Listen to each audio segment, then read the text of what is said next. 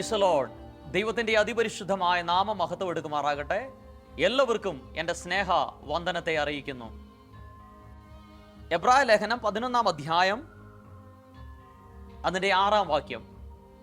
എന്നാൽ വിശ്വാസം കൂടാതെ ദൈവത്തെ പ്രസാദിപ്പിപ്പാൻ കഴിയുന്നതല്ല.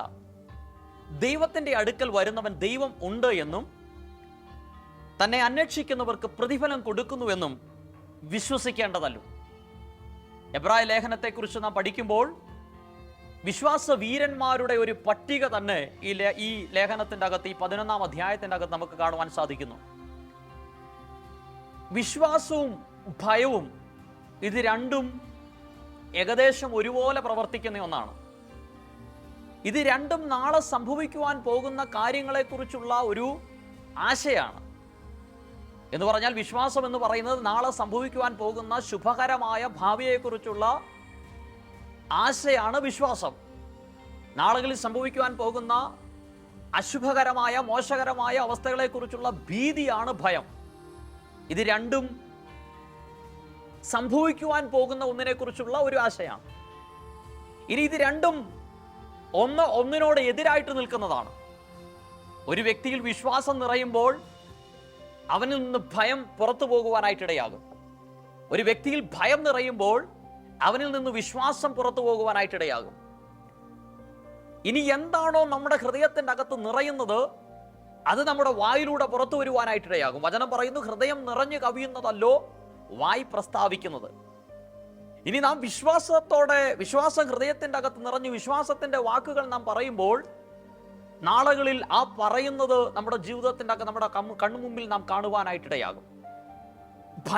ഭയത്തിനടിമപ്പെട്ട് ഭയത്താൽ നിറഞ്ഞ് ഭയത്തിൻ്റെ വാക്കുകളാണ് നാം പറയുന്നതെങ്കിൽ നാളുകളിൽ ആ പറയുന്നത് നാം കാണുവാനായിട്ടിടയായിത്തീരും. കാരണം വചനം പറയുന്നു, മരണവും ജീവനും നാവിൻ്റെ അധികാരത്തിലിരിക്കുന്നു, അതിൽ ഇഷ്ടപ്പെടുന്നവൻ അതിൻ്റെ ഫലം അനുഭവിക്കും. അപ്പോൾ ഭയത്തിൻ്റെ വാക്കുകൾ നമുക്ക് പറയാം, വിശ്വാസത്തിൻ്റെ വാക്കുകളും പറയാം. ഇവിടെ എബ്രായ ലേഖനം പറയുകയാണ്, ദൈവത്തിൻ്റെ അടുക്കൽ വരുന്നവൻ ദൈവം ഉണ്ട് എന്ന് വിശ്വസിക്കണം. ഞാൻ വിളിച്ചാൽ വിളി കേൾക്കുന്ന, എൻ്റെ പ്രാർത്ഥനകൾക്ക് മറുപടി നൽകുന്ന ജീവനുള്ള ഒരു ദൈവം എനിക്കുണ്ട്. എൻ്റെ അവസ്ഥകളെ അറിയുന്ന ഒരു ദൈവമുണ്ട്. ഞാൻ അന്വേഷിക്കുന്ന വിഷയങ്ങൾക്ക്, ഞാൻ പ്രാർത്ഥിക്കുന്ന വിഷയങ്ങൾക്ക് മറുപടി നൽകുന്ന, എനിക്ക് പ്രതിഫലം നൽകുന്ന ഒരു ദൈവമുണ്ട്. അപ്പോൾ ഒരു വ്യക്തിയെ എങ്ങനെ പ്രസാദിപ്പിക്കാമെന്നറിഞ്ഞാൽ ആ കാര്യങ്ങൾ നാം ചെയ്താൽ നമുക്ക് ജീവിതത്തിൻ്റെ അകത്ത് ആ വ്യക്തിയിൽ നിന്ന് ആ പ്രസാദം ലഭിച്ചാൽ നമുക്കൊരു പ്രതിഫലം ഉണ്ടാകും. ഇവിടെ കർത്താവ് പറയുകയാണ്, എന്നെ പ്രസാദിപ്പിക്കുന്നത് നിങ്ങളുടെ വിശ്വാസമാണ്. ദൈവത്തിൻ്റെ അടുക്കൽ വരുവാൻ, ദൈവത്തെ കാണാൻ, എല്ലാവരോടും സമാധാനം ആചരിച്ച് ശുദ്ധീകരണം പ്രാപിക്കണമെന്ന് വചനം പറയുമ്പോൾ ഇവിടെ ദൈവത്തെ പ്രസാദിപ്പിക്കുവാൻ വിശ്വാസം വേണമെന്ന് വചനം പറയുകയാണ്. ഞാനൊരു ചെറിയ കഥ പറഞ്ഞ് എൻ്റെ വാക്കുകൾക്ക് വിരാമം കുറിക്കാം. ഒരിക്കൽ ഒരു സ്ഥലത്ത് ഒരു ഭാര്യയും ഭർത്താവും ഉണ്ടായിരുന്നു. ഈ ഭാര്യയ്ക്ക് ഭയങ്കര ഭയമാണ്.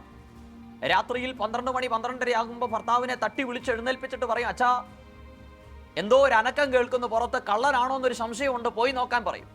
ഇദ്ദേഹം ജോലി കഴിഞ്ഞ് ക്ഷീണിച്ച് തളർന്നുറങ്ങുകയായിരിക്കും. പക്ഷേ ഭാര്യയുടെ നിർബന്ധത്തിന് വഴങ്ങി എഴുന്നേറ്റ് ടോർച്ച് എടുത്ത് പുറത്തു പോയി നോക്കും, ഒന്നും കാണത്തില്ല. തിരിച്ചു വന്നിട്ട് പറയും, എടി ഒന്നുമില്ല എന്ന് പറഞ്ഞ് കിടന്നുറങ്ങും. 2-ാം ദിവസം പിന്നെയും തട്ടി എഴുന്നേൽപ്പിക്കും അർദ്ധരാത്രിയിൽ. ഈ പാവം മനുഷ്യൻ, ഇദ്ദേഹം ദിവസവും ഇത് തന്നെ പതിവ്. മാസങ്ങൾ കഴിഞ്ഞു, വർഷങ്ങൾ കഴിഞ്ഞു, ഒന്നും സംഭവിക്കുന്നില്ല. ഒരു ദിവസം രാത്രി ഭാര്യ പെട്ടെന്ന് വിളിച്ചു, അച്ഛാ എഴുന്നേൽക്ക്, എന്തോ ശബ്ദം കേൾക്കുന്നു. ഇദ്ദേഹം ചാടി എഴുന്നേറ്റ് ടോർച്ചും എടുത്ത് ആ പുരയുടെ പുറത്തേക്ക് ഇറങ്ങാൻ നോക്കുമ്പോൾ ഉണ്ട് ഒരു കള്ളൻ പതുങ്ങി നിൽക്കുക. കള്ളൻ തന്റെ തോക്കെടുത്ത് തലയിൽ നേരെ വെച്ചിട്ട് പറഞ്ഞു, അനങ്ങിപ്പോകരുത്, ശബ്ദിക്കരുത്, കൊന്നുകളയും. ഇദ്ദേഹം പറഞ്ഞു, ദയവായി ഒന്നും ചെയ്യരുത്, എവിടെയാണ് പണം ഇരിക്കുന്നത് ഞാൻ പറയാം, അതെല്ലാം എടുത്തോ, എൻ്റെ പ്രാണനെ എനിക്ക് തരണം. ഈ കള്ളൻ അപേക്ഷ കേട്ട് പറഞ്ഞു, ഞാൻ ഒന്നും ചെയ്യത്തില്ല, നീ ശബ്ദം വെക്കാതിരുന്നാൽ മതി.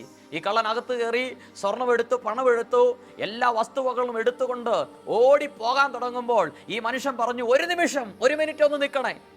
ഈ വ്യക്തിയെ നോക്കി കള്ളൻ ആശ്ചര്യത്തോടെ ചോദിച്ചു, എന്തിനാ 1 മിനിറ്റ് നിൽക്കുന്നത്? ഇദ്ദേഹം പറഞ്ഞു, എൻ്റെ ഭാര്യ ബെഡ്റൂമിൽ കിടന്നുറങ്ങുക, കഴിഞ്ഞ 1 വർഷമായി നിങ്ങളെ പ്രതീക്ഷിച്ചിരിക്കുക, അവളൊന്ന് കണ്ടോട്ടെ, അതുകൊണ്ട് 1 നിമിഷം ഒന്ന് നിൽക്കണം.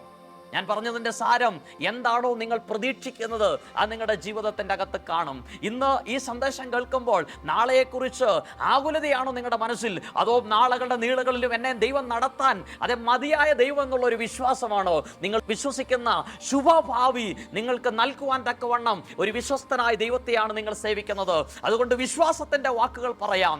അതേ അതേ അബ്രഹാമിൻ്റെ ഒരു വിശ്വാസം, അതേ അബ്രഹാം എന്ത് ചെയ്തു? അവൻ ദൈവത്തിൽ വിശ്വസിച്ചു, അത് അവന് നീതിയായി കണക്കിട്ടു. ഈ ദിവസങ്ങളിൽ വിശ്വസിക്കുക, ദൈവം നിങ്ങൾക്ക് വേണ്ടി വഴി തുറക്കും. ഞാൻ ആരെ വിശ്വസിച്ചിരിക്കും ഞാൻ അറിയുന്നു, അവൻ എൻ്റെ ഉപനിധി ആ ദിവസം വരെ സൂക്ഷിപ്പാൻ ശക്തൻ. അതുകൊണ്ട് വിശ്വാസത്തോടെ മുന്നേറാം, ദൈവം പ്രതിഫലം തരും നിശ്ചയം. ഈ വചനങ്ങളാൽ ദൈവം നിങ്ങളെ അനുഗ്രഹിക്കട്ടെ.